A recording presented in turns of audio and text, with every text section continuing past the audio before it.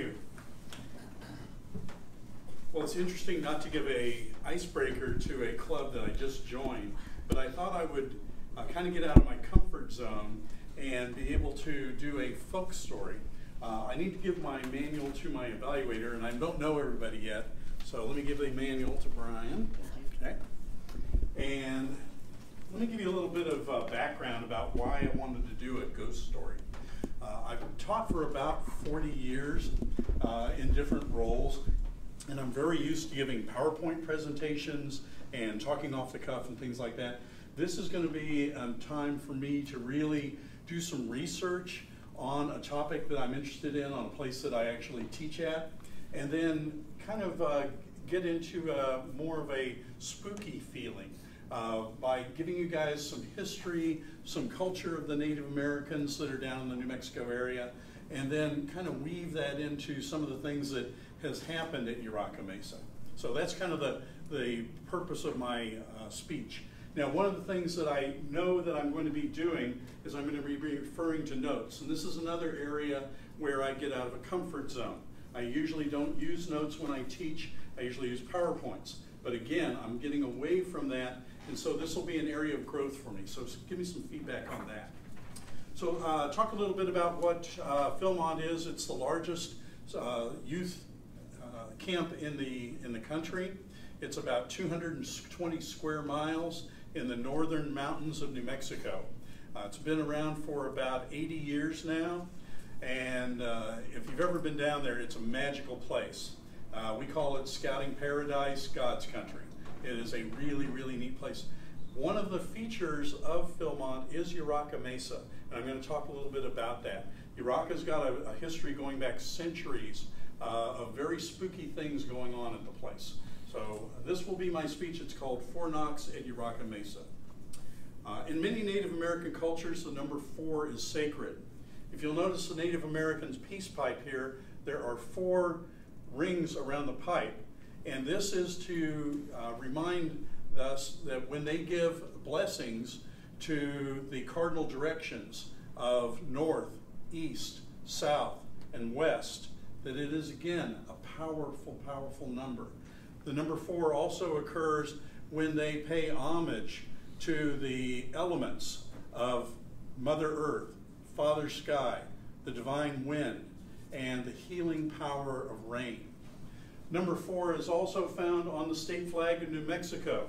The Zia sun has 4 parts to it, and there are 4 rays coming out of that sun. So 4 is a very powerful number. However, the number 4 can also represent evil. And the Bible's book of Revelation speaks of the opening of the 4th of the 7 seals. And when that 4th seal is opened, the 4 horsemen of the apocalypse are released.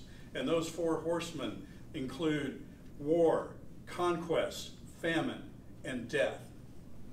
4 also comes to play in with the Native Americans, the ancestors of the Native Americans.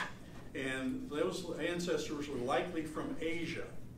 And they came to North America via a huge ice bridge that was formed during the last ice age. The number 4 in Cantonese, Saya, while drawn differently, is pronounced exactly the same as the word for death. Urraca Mesa is a large, flat-topped mountain at Philmont Scout Ranch, and it was considered by the Jicarilla Apache that lived there as a place of both life and a place of death. The word Urraca means magpie in Spanish. And Jicarilla history tells of an epic battle that was fought on top of the mesa many centuries ago. The Jicarilla were led by a very powerful medicine man, and he was a shaman. And the evil forces were led by demons, led by a magpie. Legend has it that a skull-shaped rock formation on the mesa was actually a demon pathway, what we would call a portal to hell. And when the battle occurred, the Jicarilla, led by the shaman, actually went into that pathway.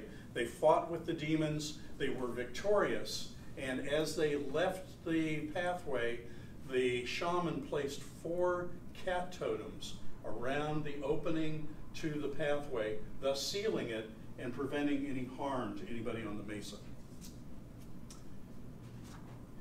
Over the years, magpies are said to have returned to the mesa and taken 3 of the 4 cat totems away, thus leaving only one. And when the final cat totem is removed, the portal will again be opened. So I submit to you the following story that happened not long ago.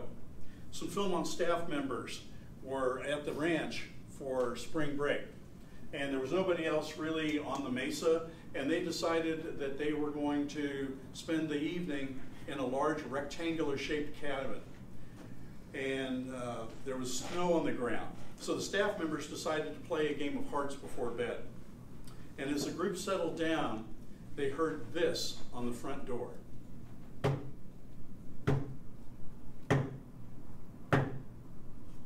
Michelle, who was the camp director, went up to answer the knock. She looked out, and there was no one there. So she thinks that somebody was playing a game with her. They went back to playing cards. And then they started to hear this on the back door.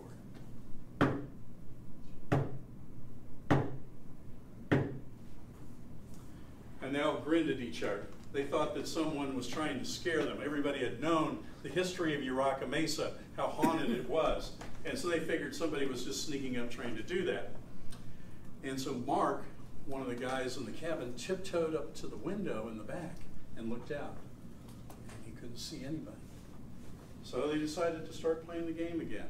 And then pretty soon they heard knocks on one of the sides of the cabin and then on the opposite side of the cabin. Now all 4 sides of the cabin had been knocked on. So Mark and Michelle decided to make a plan. They sneaked up to the front door waiting for the Joker to strike again. And he did. All of a sudden we heard 4 knocks on the back wall. And so at that point, Mark and Michelle burst out the door. They ran around the cabin trying to find somebody behind there. They saw no one. They came back into the cabin. They were panting from their run. They said, man, whoever's out there is good. We didn't see a soul.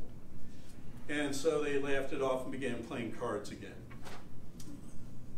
A little bit later, they hear 4 knocks come from the front door. And Michelle, she said, just ignore it. She was starting to get irritated. Then 4 knocks come from the back wall, and from the side wall, and from the other wall. They were really starting to get irritated at this point. And so when, again, they hear 4 knocks on the front door, Michelle runs to the front door. She flings open the door and goes, "Quit it, you idiot, you're scaring us." She looks out there, and there was no one there. So she closes the door and she goes back to the table. Now she's starting to look frightened. As they're sitting there at the table, they start hearing 4 knocks on each of the walls, on the side walls, on the back wall, and the knocks are getting harder and faster. And then all at once, it sounds like the knocks are coming from every wall at the exact same time. They hear this. And they all panicked. Someone screamed. Then all at once, the noise stopped.